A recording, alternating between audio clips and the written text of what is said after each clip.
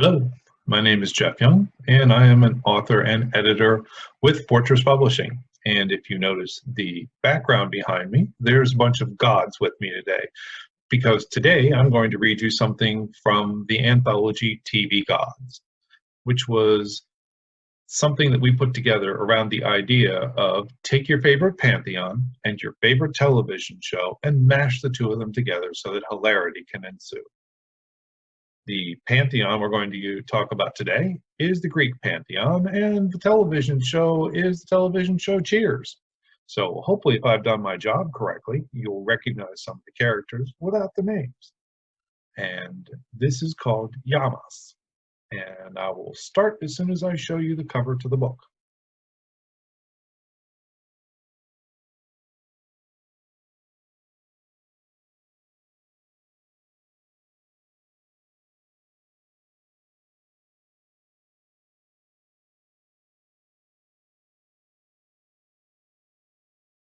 This is Yamas. You're going to keep polishing that until you can put your hand through the bottom. I'm pretty sure you can see your glowing face in there. Samuel stopped and turned to look across the room at the short woman as she shook her head and turned away. And she was right. He'd been daydreaming again, and the brass tankard in his hand was quite clean. Just another day full of regrets, he thought. A man in a dark cloak stepped out of her way as she bustled past to confront two patrons slumped over a table. Are you two going to ever get something to drink, or are you just taking up valuable real estate? Apparently, Samuel had gotten off lucky. Shaking her dark-haired head once again, the woman picked up a tankard and bounced it off the head of the patron asleep on the table. Samuel was confused as he stared at her. He knew everyone's name here, and why didn't he know hers? He had a feeling he should not trust her. But why should he think that? His thought was interrupted by Dionysus's entrance. The god of drink filled the doorway, his hands clutching his huge girth as he took a step over the threshold. Dionysus lurched forward, stumbling until he fetched up the counter in front of Samuel. A tall stranger in yet another dark cloak shuffled behind Dionysus, briefly bumping into the rotund god. Rather than get upset, the deity laughed, shaking his head. Someone's in a rush for a libation. Wait, that's me. Ah, my good erstwhile charioteer. Here's the question of the day. How did the Egyptians get the pyramids built? Samuel considered that for a moment and then ventured, beer? Why, of course I'll have one, but primarily I suspect it was the Israelites that got the job done. Taking the brass tankard in his hand, Samuel bent to fill it and cover his grin. And when he stood back up, he noticed that Mercury had joined Dionysus. The messenger of the gods was like that. Here one moment, gone the next. And Samuel handed over the beer to Dionysus, grasping hands as he began to fill one for the fleet-footed god. Mercury immediately launched into one of his observations. No, it wasn't just the Israelites. There were some Phoenicians and some Sumerians that got roped into that task. And of course, it took the knowledge of those folks to make something as incredible as the pyramids. Egypt just tends to get all the credit. Now, I think that it's time for another beer, interrupted Dionysus, looking into the depths of his suddenly empty drinking vessel. I can't see how you let me go dry. He waved the tankard at Samuel with a grin. To Samuel's left, on the other side of the square serving area, a large man with a lion skin on his back shuffled by, rubbing at his temple, his broad hand covering his face. Snatching the vessel from the god of drink's fat fingers, Samuel slopped in more beer from the closest amphora. As that golden liquid slid into the opening, he was suddenly drawn back into his memories. Instead of beer, he was looking at sunlight on the ocean. From so high up, it felt like ice crystals were forming on his tongue. Drawn back down to that day, always to that day, when Daphne was there before him, his arms around her, reins in one hand, wineskin in the other, and the motion of the chariot rubbing her against him. And when she looked over her shoulder and smiled, there wasn't a whole lot of thought involved in the next step. He found himself with too many things in his hands, and he wasn't dropping the wineskin, so the reins fell away. One hand curled around her warm skin, the other lifted the wine to his lips, and the motion of the chariot rolled with her hips. That was the point when Halcyon decided to turn his head around. All the horses on his team and that one dumb stallion had to just see. And then its shoulder had pushed into the next white horse, and then like an avalanche, the team went over. The chariot plunged, and then with it came the sun. The day star fell from the heavens behind them. Ocean water closed over their heads as the chariot sank, but Daphne rose to the surface, carrying him with her. His arms about her, he had watched the sun strike the ocean, boiling away the waters until the sky was dark with clouds. A nice Phoenician and his family had picked them up in a huge boat days later, after the rains fell and fell and fell. And aside from their animals, they were good people. He'd been tired of clutching Daphne in the water. Daphne who would never sink because she was a wood nymph. Daphne who wouldn't talk to him.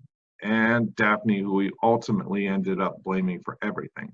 He blamed her for losing his job, his name, his life as a god. It took a long time, but he'd eventually realized that he was the one truly at fault. Sadly, any attempt to reach out and admit his failure to her had met with little success. Samuel remembered standing in Zeus's throne room on Olympus when the father of gods pronounced his banishment.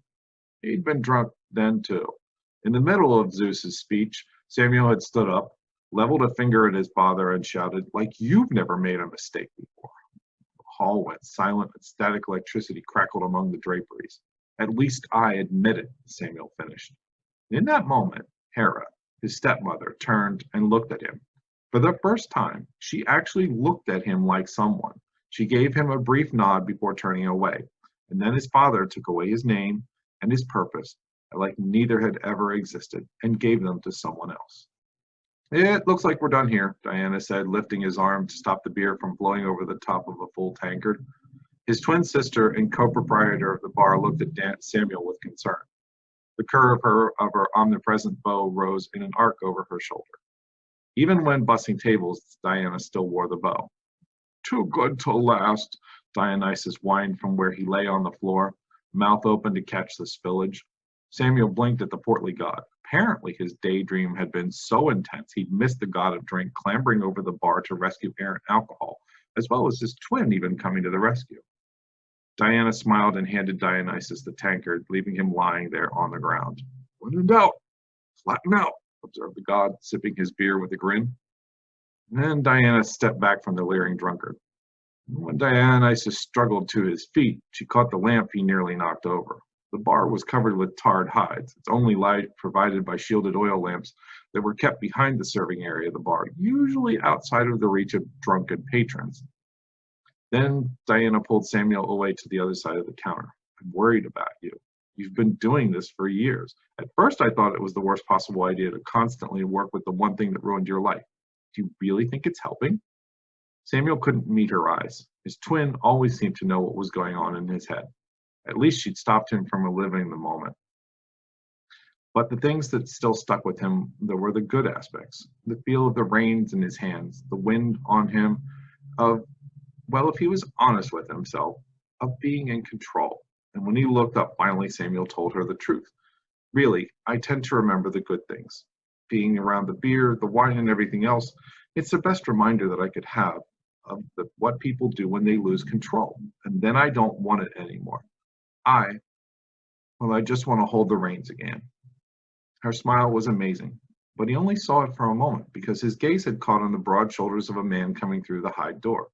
The doctor was apparently in. A round of hellos and catcalls greeted Hephaestus as he strode up to the counter. Samuel gestured, as he always did, to a tankard, and the former smith waved him off. "How's the new career going?" Samuel asked, once again sticking to the traditional pattern. "Good. Now, instead of pounding on steel every day, I pound how wonderful people they really are into their heads until they see the truth. You know, Samuel, I could do the same for you. Perhaps stop those guilt association daydreams you have. Really should stop repressing your issues and face them. It's the only way to make a positive and fresh start on your life. When I need my wits sharpened, I'll find you." Samuel slid a water skin across the counter to Hephaestus with a nod. He couldn't help but notice the other's eyes were immediately drawn to Diana as she cleaned off a tabletop. He wondered how many times he was going to have to come to her rescue today. Samuel looked across the counter, realizing that once again Dionysus was waving an empty tankard. The god of inebriation was certainly keeping him busy. As Samuel handed over another beer, Dionysus nodded at Hephaestus. "He thinks he's better than the rest of us now." "He is annoying," offered Samuel, "but I've had worse patrons." "Like that Socrates fellow, right?" asked Dionysus. "He was trying to set the record for getting punched in the face, continually asking everyone if they were an honest man." Oh, no, no, no. Aristotle was the worst, interjected Mercury. It's a proven fact. There was no one in the argument with that man. Things were always right or they were wrong. No shades of gray or room for debate. I don't see the problem. Either my beer is full or empty. Wait, that's the problem. It's empty again. Dionysus waved the tankard back and forth once more. Samuel captured it with a grin, refilled the mug, and offered it to the corpulent god. That was when Samuel noticed Mercury glancing nervously in his direction. What's the matter? He asked. Well, I've got something for you, and it doesn't feel like good news. Doesn't feel like good news, or you've read it and it's not good news. That would be against my sacred vow, stated Mercury as he brought forth an official-looking scroll and slammed it on the countertop. As Samuel fumbled with the tie cord, he observed, I noticed you didn't deny reading it. Mercury shook a finger at him. Don't go all Aristotle on me. He huffed and turned his back on Samuel. Dionysus promptly swapped his nearly empty beer for Mercury's full one. Samuel spread the scroll on the countertop, his brow furrowing as he read. His scowl deepened with each pass of his eyes back and forth. Diana, is there something you want to tell me? Samuel asked, tapping the scroll on the countertop. Hephaestus picked that moment to slide into the seat next to Dionysus, who promptly rolled his eyes. Diana looked up from the table she was working on and grinned at Samuel. Her expression wavered slightly, seeing Hephaestus' broad grin as Samuel waved her over to the counter. Reluctantly, she joined them, twisting her cleaning rag in her hands. Well, whatever's the matter, my dear? Asked Hephaestus, running a hand through over his long forehead and pushing back his corona of unruly hair. Clearly, the way you are strangling that piece of cloth, something is disturbing you. Samuel looked away from them briefly, wondering where his other help had gone. By Jove, he couldn't even remember that woman's name. He certainly couldn't call her otherwise. The former smith continued to ramble on. It doesn't help to transfer your aggression onto something else. You should deal with it in a straightforward manner. It's the most effective way. You'll feel better about things, I guarantee you. Diana took a deep breath and clenched her lips together. Samuel could sense an explosion coming. The way things were going, he wasn't sure if she was going to pop off before he did. Taking the initiative, Samuel tossed the scroll onto the countertop in front of Diana. Care to explain that? He asked. She looked dismayed and wouldn't meet his gaze. Turning to the others, Samuel caught the edge of the scroll and spread it out on the table. This, he said, is a deed for the bar, and I'm being asked to sign it over to the new owner. Funny, I thought we both owned the bar, but apparently my twin sister sold off her part without my knowing. Diana flushed red in embarrassment. I'm sorry, we've never been able to make a profit here. It could be your two friends here that have a bar tab as long as the Torah. I kept us afloat for a while with the sale of my half of the bar, but eventually the bills kept growing, and the new owner is either going to sue Samuel for reimbursement of delinquent payments, or he can sign over his portion of the bar. Who did you sell it to? Asked Samuel. Well, what in Hades? I can't remember her name. You sold half the bar, and you can't even remember who you sold it to? Samuel's voice rose in pitch as he started to breathe heavily. Hephaestus sat between them and raised his hands. I think perhaps we should all take a step back and take a moment to consider things before expressing our anger. I'm sure we can all act like adults and come to an agreeable solution. Remember, there are no problems, just Samuel and Diana both turned to Hephaestus and said in unison, Shut up. And at that moment, a flash of daylight fell across the room as a muscular man with a bow strode through the doorway. He walked through the lamplit bar and brushed aside the oxhide curtain to enter the back room. I think I just saw Odysseus head into the back, said Samuel, his voice tinged with disbelief. Diana's sharp intake of breath sounded at his shoulder as he opened the door from the serving counter and followed the newcomer. The whole debacle regarding the deed of the bar would just have to wait. Swinging aside the oxhide, Samuel walked into the room and up to the long table that dominated the space.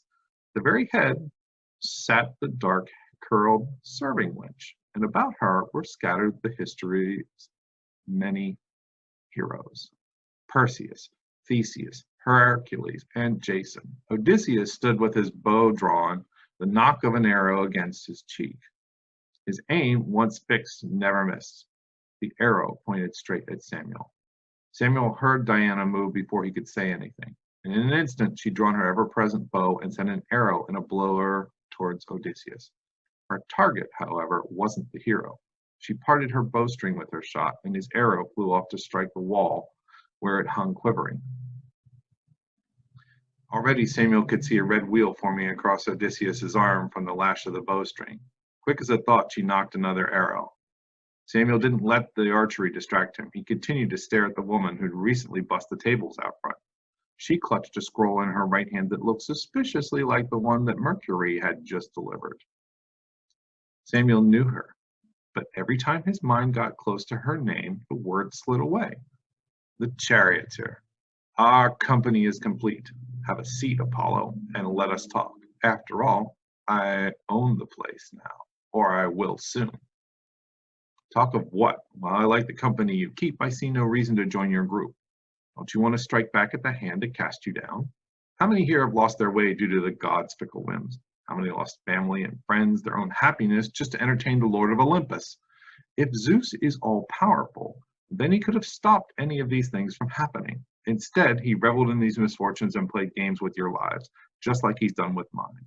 Perhaps, charioteer, it's time you did something other than pour out beer. Perhaps you should be in the vanguard that takes back Olympus from a god that doesn't deserve his title. As Samuel stood there gawking at her, he felt Diana clutch at his arm. He pulled away from his twin, stepping forward. I know you. I know you. I know everyone's name here. He heard the oxhide curtain thrown aside again as Mercury came to stand behind him, and his voice rang out. There's a storm coming, the mother of all storms. And as if to accentuate his point, Mercury shook out his cloak. Samuel felt the rain strike his back, but his focus was solely on the woman at the end of the room. She had grown taller in an instant, her hair curling down and back like grapevines, her eyes darker until they were sinking pits, the very air about her vibrating with portentous hues. And the flash preceded everything, light spilling in from every opening in the outside world. In an instant, the silence that followed, Samuel spoke at last, naming her. Hera. Then the thunder was all about them, deafening in its intensity. At once, the heroes were scrambling to their feet, drawing their weapons one and all. When his hearing returned, Samuel heard Mercury remark, I smell smoke. Samuel tensed. One loose spark from a lamp could spell disaster. Shouldering past the messenger of the gods, Samuel forced his way back into the tavern. And there stood Dionysus, throwing amphora after amphora of beer into a rapidly spreading fire, tears streaking their way down his soot-darkened face. Everybody out, cried Samuel, forcing the heroes ahead of him through the smoky interior until only Dionysus remained. He hooked an arm around the god's corpulent waist and drug him to safety. The final amphora bounced along in Dionysus's grip. Flames sluicing off of her like water, Hera proceeded at her own pace, stepping over the threshold just as the smoldering structure came down behind her. The scroll in her hand burned like a torch and then crumbled into ash. Is this what makes a god worthy of worship? She cried, pointing at the tavern's remains. Is this what you want to believe in? The heroes were all silent, chests still heaving from the exertion of their narrow escape. Samuel could see the uncertainty in their eyes. He can do this at any time. Do you want to live in fear the rest of your lives? And if you do, are you really the heroes of which everyone tells stories? These are not the acts of a god worthy of your respect and worship. They are the acts of a childish, petulant fool, acts like that of every villain you've ever fought.